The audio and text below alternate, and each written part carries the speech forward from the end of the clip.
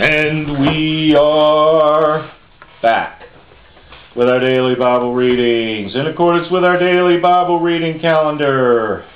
Hi, my name is Alan Todd Boyd Jr. Today we're conducting our readings for June 20th.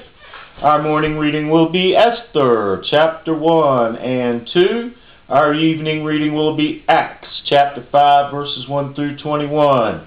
So, let's go ahead and get started. Esther, chapter 1.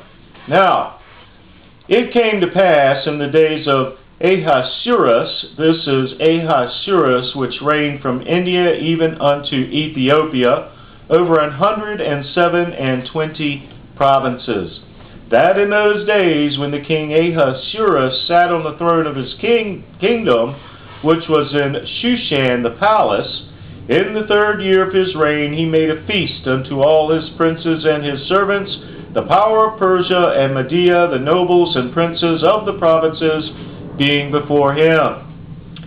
When he showed the riches of his glorious kingdom, and the honor of his excellent majesty many days, even 180 days, and when these days were expired, the king made a feast unto all the people that were present in Shushan the palace, both unto great and small, 7 days, in the court of the garden of the king's palace, where were white, green, and blue hangings, fastened with cords of fine linen, and purple to silver rings, and pillars of marble, and beds were of gold and silver upon a pavement of red and blue, and white, and black, and marble. And they gave them drink in vessels of gold, the vessels being diverse one from another, and royal wine in abundance, according to the state of the king.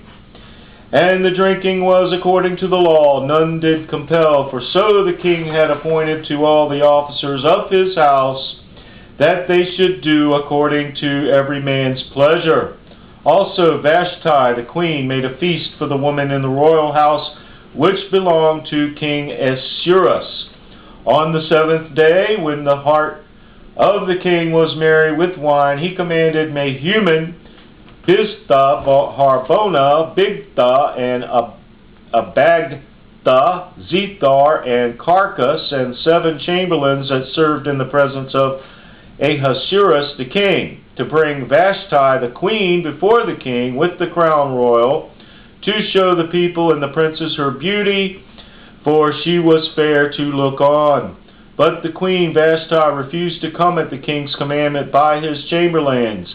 Therefore was the king very wroth, and his anger burned in him.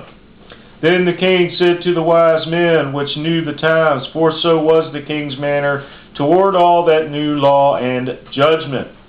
And the next unto him was Karshena, Shethar, Admatha, Tarshish, Meres, Marsena, and Memucan, the 7 princes of Persia and Media, which saw the king's face, and which sat the first in the kingdom. What shall we do unto the queen Vashti according to the law, because she hath not performed the commandment of the king Ahasuerus by the chamberlains?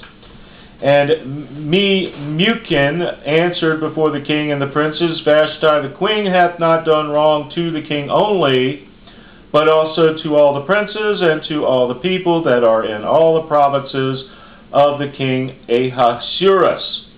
For this deed of the queen shall come abroad unto all women, so that they shall despise their husbands in their eyes, when it shall be reported. The king Ahasuerus commanded Vashti the queen to be brought in before him, but she came not. Likewise shall the ladies of Persia and Media say this day unto all the king's princes, which have heard of the deed of the queen, thus shall there arise too much contempt and wrath. If it please the king, let there go a royal commandment from him, and let it be written among the laws of the Persians and the Medes, that it be not altered, that Vashti come no more before the king Ahasuerus, and let the king give her royal estate unto another that is better than she.